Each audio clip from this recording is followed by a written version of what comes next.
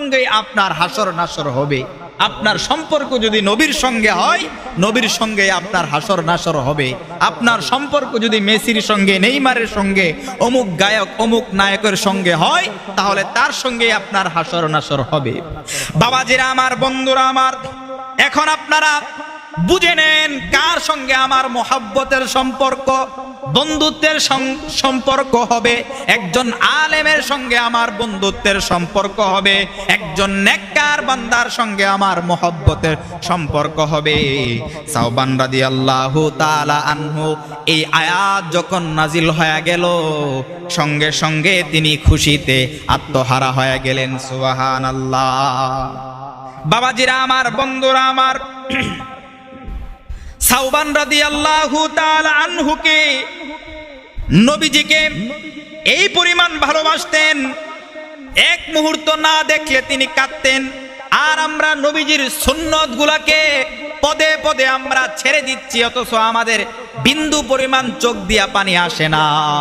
মনে রাখবা, আল্লাহর নবীর একটা সুন্নতকে, মরে যাওয়া সুন্নতকে কেউ যদি জীবিত করে, তাহলে তার মাধ্যমে এই সুন্নতটা যদি জারি হয়ে যায়, যতদিন পর্যন্ত এই সুন্নতটা জারি থাকবে, তার আমল নামার মধ্যে শুধু সওয়াব ঢুকতেই থাকবে, ঢুকতেই থাকবে। সুবহানাল্লাহ।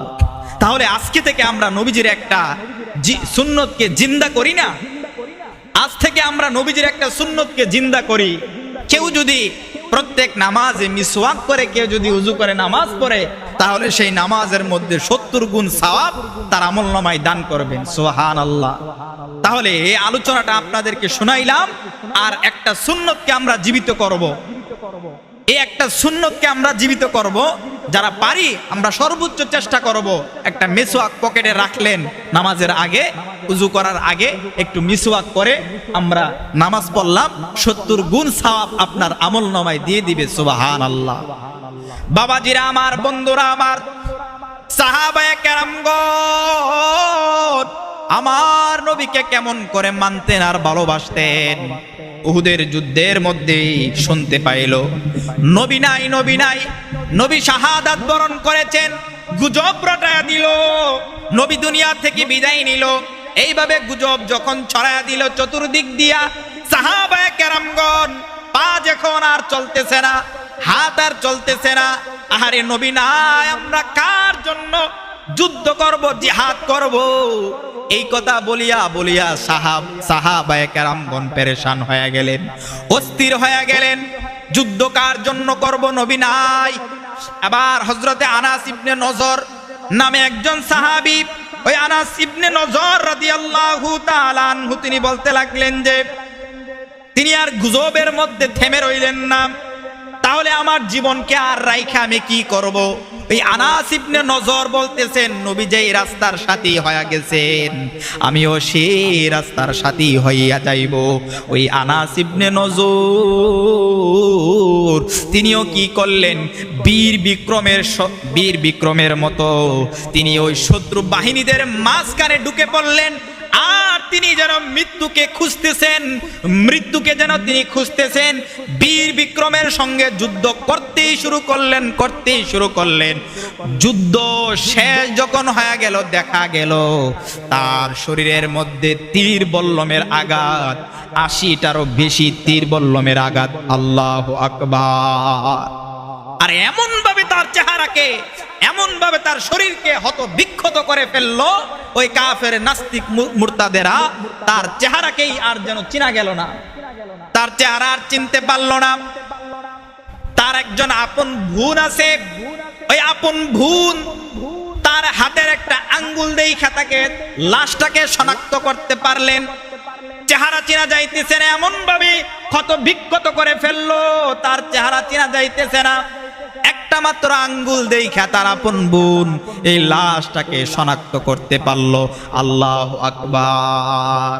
বাবাজিরা আমার, বন্ধুরা আমার, শুধু শুনেছে নবী নাই, এই কথা শোনার সঙ্গে সঙ্গে আর আমার জীবন রাখার কি প্রয়োজন? ওই আনাস ইবনে নজর সঙ্গে সঙ্গে তিনিও মৃত্যুর মিছিলে তিনিও শামিল হয়ে গেলেন। আল্লাহু আকবার। বাবাজিরা আমার, বন্ধুরা আমার, সাহাবায়ে কেরামগণ আমার নবীজিকে কদম বকদম মানতেন। এক সাহাবীকে সাওবান ইবনে এক সাহাবীকে ওই কাফেরেরা আটক করে ফেললেন। আটক করার পরে বলতেছেন যে তোমার জায়গায় যদি আবু সুফিয়ান নামে একজন লোক, ওই লোকটা কি করল, এক সাহাবীকে আটক করে ফেললেন। আটক করার পর বলতেছেন তোমার জায়গায় যদি মুহাম্মদকে রাখা হয় আর তোমাকে যদি নিরাপদে ছেড়ে দেওয়া হয় তাহলে কেমন হয়? তাকে মেরে ফেলবে, মেরে ফেলার পূর্ণ প্রস্তুতি। আর বলতেছেন তোমার জায়গায় যদি মুহাম্মদকে রাখা হয় আর তোমাকে যদি নিরাপদে বাড়িতে ছেড়ে দেওয়া হয় কেমন হয়? এবার ওই সাহাবী এমন একটা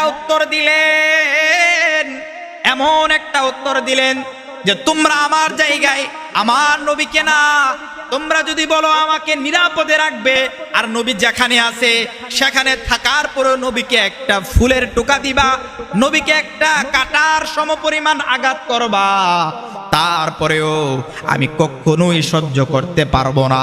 আমার নবীর জন্য আমার জীবন কুরবান হোক, তারপরেও আমি আমার জন্য আমার নবীর জীবনেও কিছু হইতে দিব না। আল্লাহু আকবার। ওই আবু সুফিয়ান বলতেছেন যে এমন ভালোবাসা কোন নেতার জন্য আমি জীবনে কখনো দেখি নাই, যার জীবনের বিনিময়ে আরেকজনের জান কবজ করা হবে। আর তুমি তোমার নেতার জন্য, তোমার নবীর জন্য তোমার জীবনটাকে এমন ভাবে উৎসর্গ করতে পারো, তোমাকে এক্ষুনি মেরে ফেলা হবে। আর তুমি চাইতেছ না যে আমি তোমাকে বাঁচাই, তোমার নবীকে মেরে ফেলি। এবার ওই লোকটাকে সর্বশেষ ওই সাহাবীকে হত্যা করে ফেললো। নবীর জন্য ওই সাহাবী নিজের জীবনকে বিসর্জন দিয়ে দিলেন। সুবহানাল্লাহ। বাবাজিরা আমার, বন্ধুরা আমার, আজকের আলোচনা থেকে এতটুকুই আমরা শিক্ষা নিব যে নবীর একটা মৃত সুন্নত যদি আমরা জীবিত করি, 100 গলা কাটা সাহাবীদের শহীদের সওয়াব আল্লাহ রাব্বুল আলামিন আমাদের আমলনামায় দান করবেন। আমরা সেই সওয়াব অর্জন করতে চাই কি চাই না?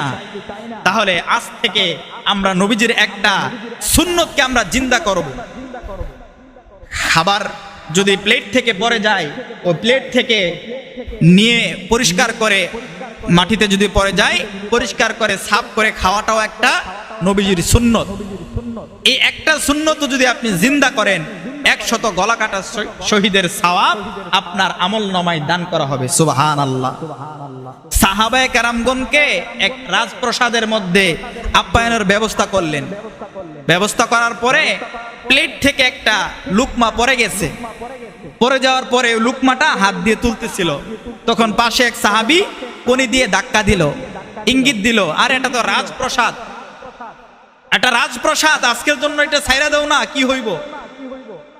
সেদিন ওই সাহাবায়ে কেরাম, ওই সাহাবী হুযায়ফা রাদিয়াল্লাহু তাআলা আনহু, তিনি এমন একটা উত্তর দিয়েছিলেন, আহারে আমার নবীর জন্য আমি এই আহমকদের জন্য আমার নবীর একটা সুন্নতকে আমি ছেড়ে দিব, এটা কখনোই হইতে পারে না। আল্লাহু আকবার। কি বললেন? এই আহমকদের জন্য আমার নবীর সুন্নত ছেড়ে দিব, এটা আমার জীবনও হইতে পারে না। সাহাবীদের ভালোবাসাটা নবীর জন্য এমন ছিল, কোন তিরস্কারকারীর তিরস্কার, জালেমের জুলুম, হিংসুকের হিংসা, নিন্দুকের নিন্দা নবীর ভালোবাসা ঠেকাইতে পারে নাই। সুবহানাল্লাহ। তিরস্কার করলে তো কি হইছে, তারা তো আহমক, কিন্তু আমার নবীর জন্য তো আমার এই নবীর একটা সুন্নতকে আমি ফেলে দিতে পারি না। কেননা আল্লাহর নবী বলছেন, আল্লাহ প্রদত্ত রিজিকের মধ্যে খাবারের কোন অংশের কোন জায়গার মধ্যে বরকত আছে তা আল্লাহই ভালো জানেন। সুতরাং তোমাদের প্লেট থেকে যখন খাবার পড়ে যাবে, ওই খাবারটা তুলে তোমরা পরিষ্কার করে খেয়ে ফেলবা, কারণ এটাও নবীজির একটা সুন্নত।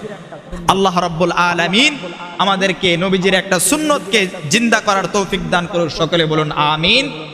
আমরা যারা সুন্নত পড়ি নাই